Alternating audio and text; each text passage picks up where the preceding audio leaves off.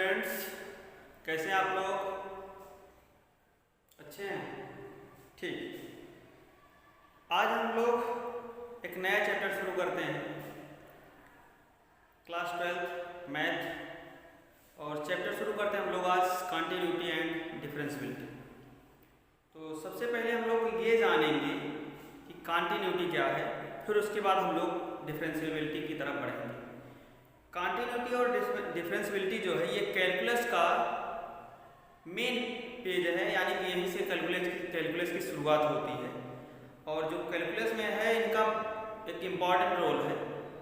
अगर हमको continuity continuity नहीं आ रही है तो डिफरेंशियबिलिटी नहीं कर सकते हैं, डिफरेंशियबिलिटी नहीं आ रही है तो डेरिवेटिव नहीं कर सकते हैं, डिफरेंशियल इक्वेशन नहीं फाइंड कर सकते हैं, इंटीग्रेशन में हमको प्रॉब्लम होगी।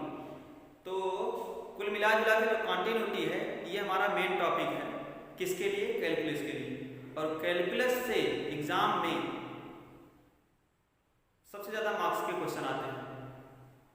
और जितना आपका टॉपिक है, जितने भी आपके चैप्टर है, उसमें जो कैलकुलस का टॉपिक है वो मेन है और उससे एग्जाम में क्वेश्चन भी खूब पूछे जाते हैं।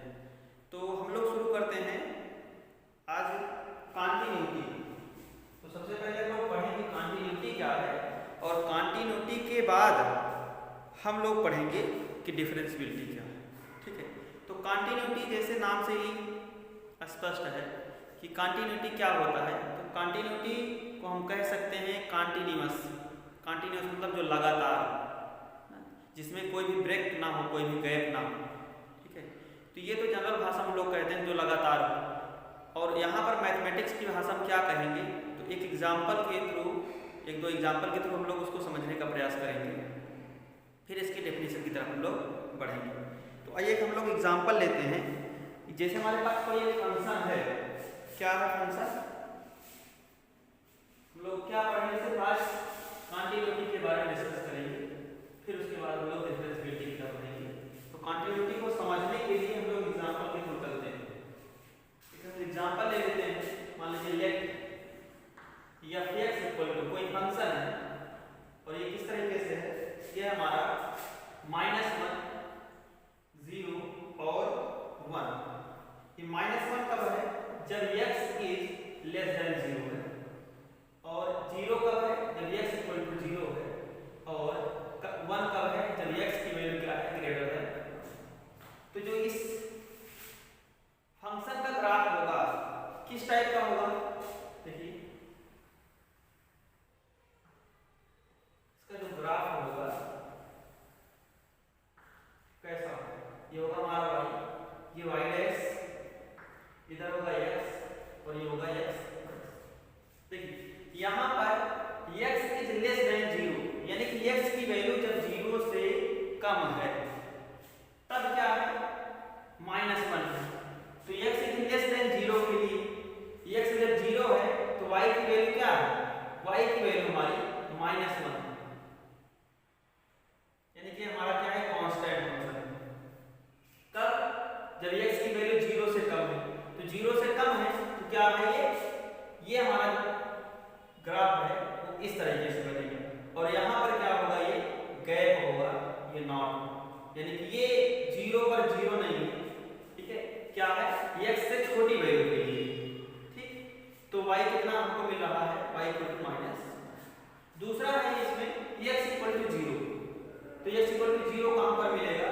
यहाँ पर मिलेगा हमको, इस पॉइंट पर। दूसरा क्या है? x की वैल्यू जब 1 से ग्रेटर है तब कितना मिल रहा है?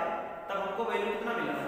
x इज ग्रेटर देन 0, यानी कि x की वैल्यू जब 0 से बड़ी है, 0 से बड़ी का मतलब क्या है? 0 नहीं है। 0 से बड़ी का मतलब क्या है? कि x की वैल्यू 0 नहीं है, 0 से क्या है?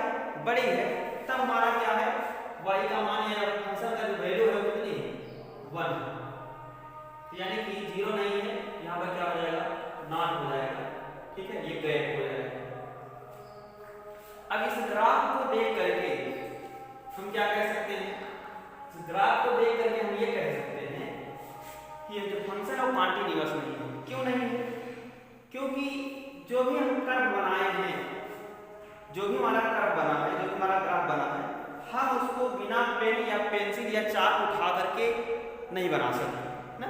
ये हमारा जो ग्राफ बना है, हम इसको क्या कर सकते हैं, अगर बनाएंगे तो हमको पेन या पेंसिल या चाक को अपने क्या करना पड़ेगा, उठाना पड़ेगा, तभी ये ग्राफ हमारा बनेगा। तो इसका मतलब क्या होगा कि ये जो हमारा फंक्शन है वो कॉन्टिन्यूअस नहीं है।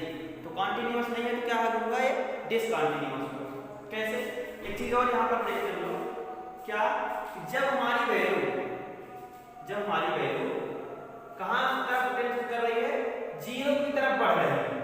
जब हमारी वैल्यू क्या हो रही है, ये जीरो की तरफ अग्रसर है, जीरो की तरफ बढ़ रही है, तब फंक्शन की वैल्यू क्या ले रही है, -1 ना। कहाँ से, लेफ्ट हैंड साइड से जब हमारी वैल्यू कहाँ जा रही है, जीरो की तरफ बढ़ रही है, तब जो फंक्शन की वैल्यू है कितनी है, -1। दूसरी तरफ जब हमारी वैल्यू राइट हैंड साइड से जीरो की तरफ बढ़ रही है, तब क्या है, फंक्शन की वैल्यू क्या है, 1 ना। ठीक, तो यहां पर जो हमारी लेफ्ट हैंड लिमिट है, वो हमारे राइट हैंड लिमिट के इक्वल नहीं है। ठीक है, जो हमारी लेफ्ट हैंड लिमिट है, क्या लिखेंगे इसको, limit x tends to 0 minus, इसको क्या बोलते हैं हम लोग, लेफ्ट हैंड लिमिट। इसको क्या बोलते हैं, left hand limit of f(x) is not equal to किसके है, limit x tends to 0 plus f(x)। यही तो हमारी लेफ्ट हैंड की वैल्यू क्या है, लेफ्ट हैंड लिमिट की वैल्यू क्या है, -1, और राइट हैंड लिमिट की वैल्यू क्या है, +1 है। तो ये दोनों फंक्शन क्या है, ये दोनों जो लेफ्ट हैंड लिमिट है हमारे राइट हैंड लिमिट की क्या है, इक्वल नहीं है। जब इक्वल नहीं है तो इसको क्या बोलेंगे, ये हमारा फंक्शन जो है वो कॉन्टिन्यूअस नहीं है। ठीक है, एक बात ये क्लियर हो गई कि अगर किसी भी फंक्शन को कॉन्टिन्यूअस होना है ना, अगर किसी भी फंक्शन को कॉन्टिन्यूअस होना है, उसकी लेफ्ट हैंड लिमिट और राइट हैंड लिमिट को क्या होना पड़ेगा, आपस में इक्वल होना पड़ेगा। क्या होना पड़ेगा भैया, आपस में इक्वल होना पड़ेगा। अगर किसी भी फंक्शन को क्या है, कॉन्टिन्यूअस होना है, तो उसकी लेफ्ट हैंड लिमिट और राइट हैंड लिमिट की वैल्यू क्या होनी चाहिए, इक्वल होनी चाहिए ना। ये सफिशिएंट है ना, ये हमारा क्या है, कंडीशन जो है ये हमारी सफिशिएंट कंडीशन नहीं है। ये जरूरी तो है, नेसेसरी तो है, लेकिन सफिशिएंट नहीं है ना। तो उसको भी चेक कर लेते हैं एक अलग एग्जांपल से कि सफिशिएंट के लिए क्या होना चाहिए। ये नेसेसरी तो है, नेसेसरी मतलब कि जो हमारी लेफ्ट हैंड लिमिट की वैल्यू है वो राइट हैंड लिमिट के इक्वल होनी चाहिए, तभी हमारा फंक्शन कॉन्टिन्यूअस होगा। लेकिन ये कंडीशन सफिशिएंट नहीं है, पर्याप्त नहीं है। ठीक है, क्यों नहीं पर्याप्त है, इसके लिए एक अलग एग्जांपल हम लोग ले लेते हैं। ठीक,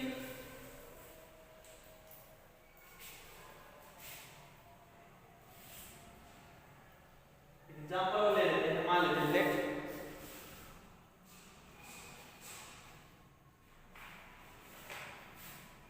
लेट f(x) इक्वल टू क्या, 2 x is not equal to 0 और 0 x इक्वल टू 0। अच्छा, इसका हम लोग ग्राफ बनाएंगे तो क्या बनेगा, इस फंक्शन का जो ग्राफ होगा क्या होगा या कैसे बनेगा। ये हमारा है y, ये y', ये x और ये हमारा क्या है x'। क्या दिया गया है, x is not equal to 0। तो x अगर हमारा 0 नहीं है तो x क्या है, या तो 0 से बड़ा है या तो 0 से कम है। और जब 0 से बड़ा है तभी वैल्यू कितनी है, 2 है, और जब 0 से कम है तभी वैल्यू कितनी है, 2 है। ठीक है, तो शुरू करते हैं। यहाँ कहीं पे होगा 1, यहाँ कहीं पे होगा 2। ठीक, तो जब x is not equal to 0 मान लेते हैं x क्या है, 0 से, यहाँ पे क्या बन जाएगा, क्योंकि x इक्वल टू 0 नहीं है। तो जब 0 नहीं है तब वैल्यू क्या है, 0 से बड़ी होगी। जब 0 से बड़ी होगी तो y क्या मिलेगा, 2। ठीक है, और कह रहा है कि x नॉट इक्वल टू 0 मान लेते हैं x क्या है, 0 से छोटा है,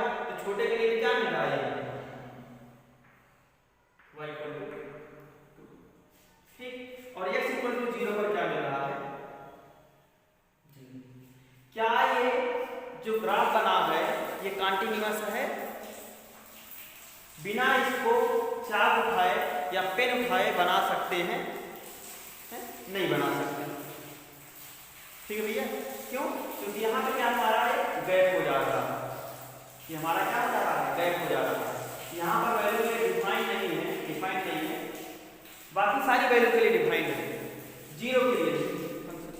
ठीक है, तो क्या करेंगे, यहाँ पर हम लिख सकते हैं जो इसकी लेफ्ट हैंड लिमिट की वैल्यू, यहाँ पर देखो जब ये वैल्यू हमारी जीरो की तरफ टेंड हो रही है, जब क्या रहा है, जो हमारी लेफ्ट हैंड साइड की वैल्यू है, लेफ्ट हैंड लिमिट की वैल्यू है, जब वो जीरो की तरफ बढ़ रही है तब फंक्शन की वैल्यू क्या हो रही है, 2 हो रही है।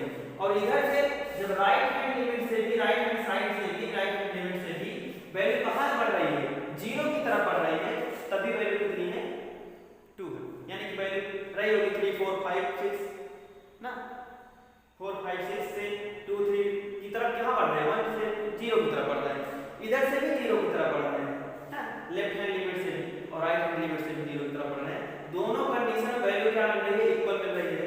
हम क्या लिख सकते हैं इसको, हम लिख सकते हैं left hand limit x tends to 0 minus fx equal to क्या मिल रहा है, हमको मिल रहा है limit x tends to 0 plus fx। ये दोनों इक्वल मिल रहे हैं, मिल रहे हैं कि नहीं मिल रहे हैं, मिल रहे हैं। यहाँ पर देखो पिछले क्वेश्चन में दोनों इक्वल नहीं थे, तो कॉन्टिन्यूअस होने के लिए उनको इक्वल होना बहुत जरूरी है।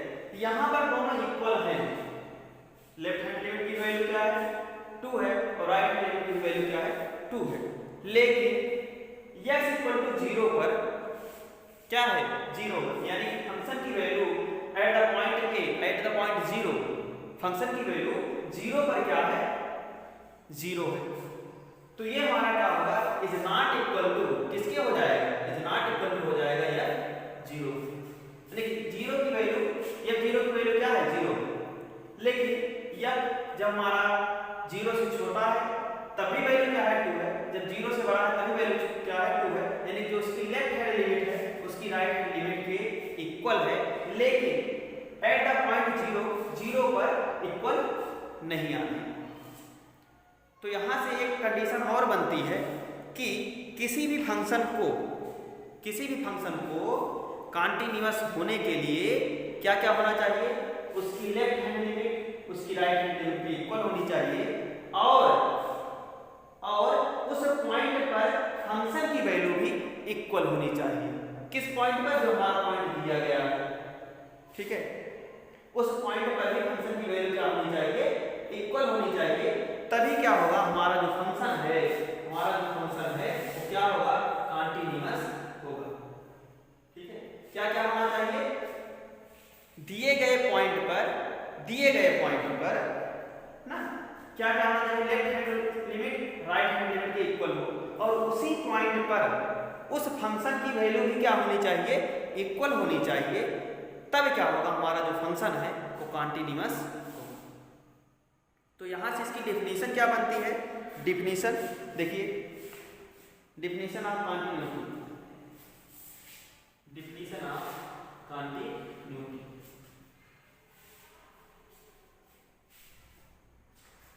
डेफिनेशन ऑफ कॉन्टिन्यूटी क्या होगी, डेफिनेशन लिखा गया है, a function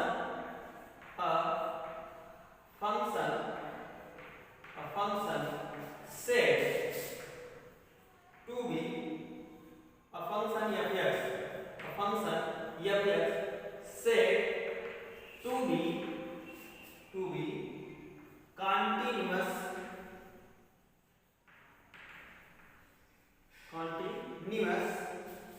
at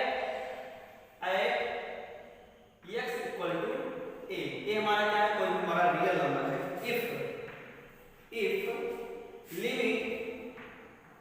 limit x tends to a negative मतलब क्या है, left hand limit at the point a of fx equal to limit x tends to a plus equal to f। क्या कह रहा है जो भी हम लोगों ने कहा, जो हम लोगों ने प्रूव किया कि जो उसकी लेफ्ट हैंड लिमिट है उसकी राइट हैंड इक्वल होनी चाहिए और पॉइंट पर उस फंक्शन की वैल्यू क्या होनी चाहिए, इक्वल होनी चाहिए। उसी को डिफिनीशन में क्या लिखा गया है, a function f(x) is said to be continuous. किसी भी फंक्शन को कॉन्टिन्यूअस कहा जाएगा यदि एट द पॉइंट ए, किसी पॉइंट ए पर यदि limit x tends to a minus, a minus मतलब क्या है, left hand limit at the point a of the function f(x) equal to right hand limit at the point a of the function f(x) equal to value of the function at the point a ना। ये सारी value आपस में क्या होनी चाहिए, equal होनी चाहिए, तभी हम कह सकते हैं कोई फंक्शन कॉन्टिन्यूअस है। ठीक है, तो हमको लगता है कि ये जो हमने बताया है मोटा मोटा आपको कुछ बातें जरूर समझ में आई होंगी, और जो बातें बच गई हैं उसको एक एग्जाम्पल के थ्रू हम फिर से समझाने की कोशिश कर रहे हैं, आप लोग समझिएगा। ठीक है, एक एग्जाम्पल लेते हैं तो थोड़ी क्लियरिटी और बढ़ जाएगी। कुल मिला के किसी भी फंक्शन को कॉन्टिन्यूअस होने के लिए उसकी जो लेफ्ट हैंड लिमिट है एट द पॉइंट, दिए गए पॉइंट पर उस फंक्शन की लिमिट लेफ्ट हैंड लिमिट, और उसी पॉइंट पर उसकी राइट हैंड लिमिट, और उसी पॉइंट पर उस फंक्शन की वैल्यू अगर तीनों आपस में इक्वल है तो फंक्शन कॉन्टिन्यूअस है, अदरवाइज डिसकंटिन्यूअस है। तो ये क्वेश्चन हम लोग करते हैं, फिर आगे बढ़ते हैं। दिया गया example, if f(x) equal to 2x plus 3 if x is less than or equal to 2, 2x minus 3 if x is greater than 2। ठीक है, कह रहा है कि find all the point of discontinuous, find all the points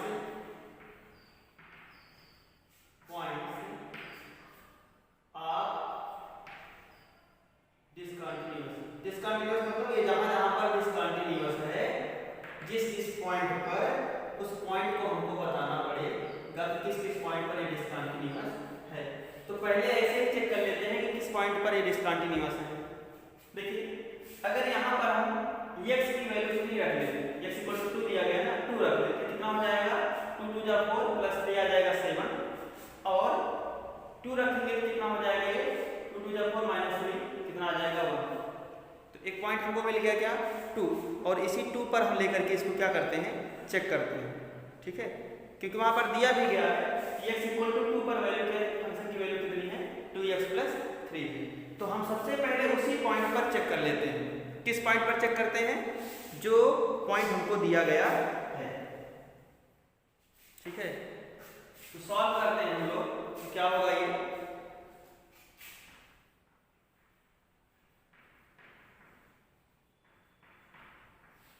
सबसे पहले क्या रख लेते हैं फंक्शन में f(x), तो यहां पर लेंगे f2, x इक्वल टू 2। तो जब यहां पर 2 रखेंगे, कह रहा है x इक्वल टू 2 पर क्या मिल रहा है आपको, x इक्वल टू 2 पर ये वैल्यू मिल रही है। x इक्वल टू 2 पर क्या है, 2x प्लस 3 है, ये हो जाएगा हमारा 2 इंटू 2 प्लस 3 आ जाएगा कितना, 7। फंक्शन की वैल्यू एट द पॉइंट 2 पर कितनी, 7। फंक्शन की वैल्यू पॉइंट 2 पर कितनी है, 7। पॉइंट 2 पर कितनी है, 7। फंक्शन की value eight the point 2 is 7। एक चीज तो निकल गई कि फंक्शन की वैल्यू कितनी आ गई, 7 आ गई। अब क्या हम लोग निकालेंगे, अब हम लोग निकालेंगे left hand limit. Now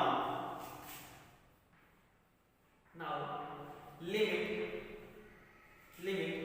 x tends to क्या, 2 माइनस का मतलब क्या है, left hand limit at the point 2 of the function f(x)। ठीक है, left hand limit at the point 2 of the function f(x)। इसको हम क्या लिख सकते हैं, इसको हम लिख सकते हैं लिमिट h टेंड्स टू 0 क्या लिख सकते हैं x टेंड्स टू 0 और यहाँ पर लिख लेते हैं क्या x 2 दिया गया ना 2 है ना तो यहाँ पर हम क्या लिख सकते हैं यहाँ पर हम लिख सकते हैं x की प्लेस पे 2 माइनस h ये h क्या है h is the very small quantity ना यहाँ पे कहा गया है कि x की वैल्यू क्या है 2 से कम तो हम क्या किए एक छोटी सी राशि छोटी सी वैल्यू h को क्या किए निकाल दिए उसमें से तो ये क्या हो गई वैल्यू हमारी 2 से कम हो गई ना और h क्या है हमारी h जो है 0 की तरफ बढ़ रही है 0 नहीं है h की वैल्यू 0 नहीं है लेकिन 0 की तरफ क्या है अग्रसर ठीक है तो क्या होगा यहाँ से अब क्या करेंगे हम जो हमारा फंक्शन दिया गया है वो किसके लिए है लेस देन 0 के लिए लेस देन 2 के लिए लेस देन 2 के लिए क्या मिलेगा हमको 2x प्लस 3 और यहाँ पर x के प्लेस पर हम क्या रख देंगे 2 माइनस h तो क्या हो जाएगा ये हमारा हो जाएगा लिमिट h टेंड्स टू 0 ये हो जाएगा क्या 2 इंटू 2 माइनस h प्लस इसको सॉल्व करेंगे तो क्या मिलेगा हमको इसको सॉल्व करेंगे तो हमको मिल जाएगा कितना लिमिट h टेंड्स टू 0 ये हो जाएगा 4 माइनस 2h प्लस 3 ना h की वैल्यू 0 रखेंगे तो कितना हो जाएगा 4 और 3 कितना हो जाएगा 7 वैल्यू कितनी आ गई है वैल्यू आ गई हमारी 7 ये किसकी वैल्यू है लेफ्ट हैंड लिमिट की वैल्यू कितनी आ गई 7 नाउ अब हम लोग क्या निकालेंगे राइट हैंड लिमिट निकालेंगे लिखेंगे यहाँ पर limit x tends to 2 plus f(x) इसका मतलब क्या है left hand limit at the point 2 of the function f(x) इसको हम क्या लिख सकते हैं इसको हम लोग लिख सकते हैं लिमिट h टेंड्स टू 0 और यहाँ पर हो जाएगा f 2 प्लस h का मतलब क्या है 2 से ज्यादा कितना ज्यादा थोड़ा सा ये क्या है वेरी स्मॉल क्वांटिटी बहुत छोटी सी क्वांटिटी है और ये किस तरफ बढ़ रहा है ये हमारा 0 की तरफ बढ़ रहा है लेकिन 0 नहीं है अब क्या करते हैं अब 0 से ज्यादा के लिए 2 से ज्यादा के लिए क्या है 2x माइनस 3 तो यहाँ पर हम क्या रख लेंगे हो जाएगा हमारा लिमिट h टेंड्स टू 0 और ये हो जाएगा 2 इंटू 2 प्लस h माइनस 3 और सॉल्व करेंगे क्या मिलेगा limit h tends to 0 4 plus 2h minus 3 इसको सॉल्व करेंगे क्या आएगा h इक्वल टू 0 ये हो जाएगी वैल्यू 0 4 में से 3 निकालेंगे कितना आ जाएगा ये आ जाएगा हमारा अब देखिए जो हमारी लेफ्ट हैंड लिमिट है उसकी वैल्यू कितनी है 7 है जो हमारी राइट हैंड लिमिट है उसकी वैल्यू कितनी है 1 है तो left hand limit is not equal to right hand limit क्या लिखेंगे यहाँ पर left hand limit at x tends to 2 minus f(x) is not equal to right hand limit x tends to क्या 2 प्लस f(x) अगर हमारा left hand limit ये हमारा right hand limit के इक्वल नहीं है तो ये फंक्शन क्या होगा हमारा फंक्शन इज डिसकंटिन्यूअस तो क्या लिखेंगे फंक्शन इज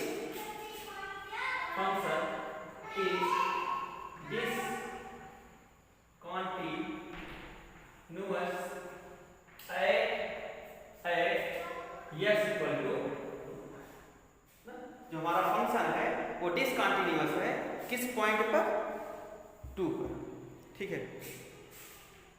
अब समझ में आया कि कंटिन्यूटी क्या है कंटिन्यूअस फंक्शन क्या है ठीक है हम लोग थोड़ा सा इसमें और पढ़ लेते हैं एक टॉपिक और है और फिर उसके बाद एक्सरसाइज की तरफ बढ़ेंगे नहीं तो डिफरेंशिएबिलिटी पढ़ने की जरूरत है टॉपिक और हमारा इसमें अलजेब्रा ऑफ फंक्शन क्या है algebra of continuous function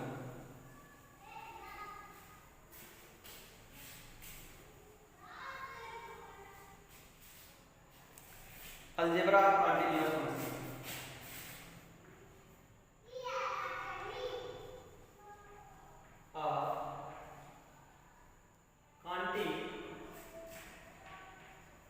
continuous function, ठीक है, अलजेब्रा कॉन्टिन्यूअस फंक्शन। ठीक, दिया गया है कि if f and g are two real function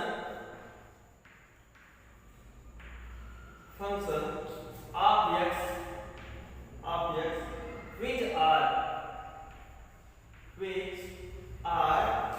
continuous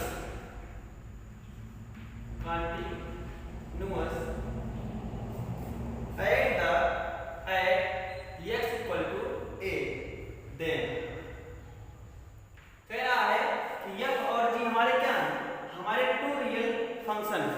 f और g क्या है, हमारे टू रियल फंक्शन है of x which are continuous at x equal to a, और ये दोनों क्या है, कंटीन्यूअस भी हैं। किस पॉइंट पर, पॉइंट a पर। तब क्या होगा, तब then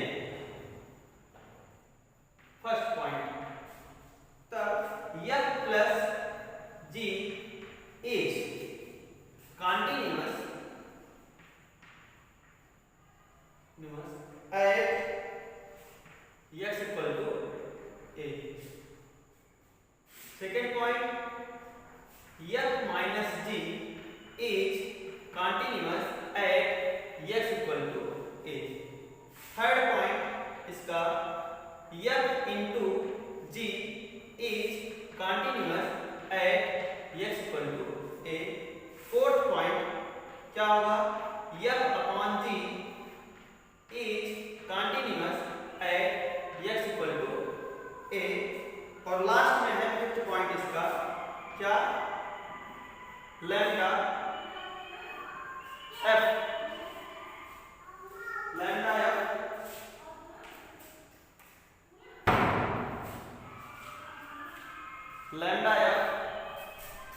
is a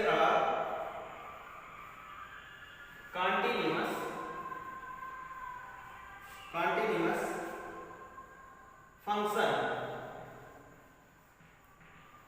function at x equal to a, where lambda is a real number।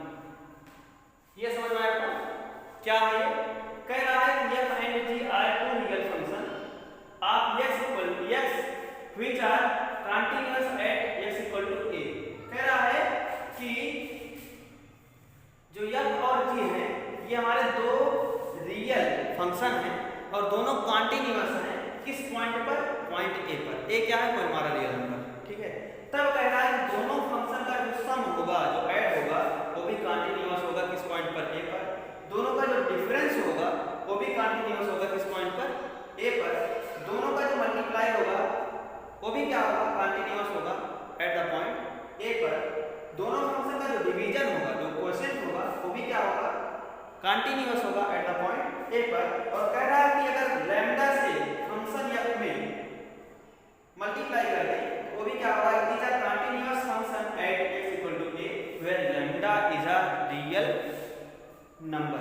जहां पर लैम्डा क्या है, हमारा रियल नंबर है, ठीक है। तो इस पर हम क्या करते हैं, एक एग्जांपल कर लेते हैं और फिर आगे बढ़ते हैं, ठीक है।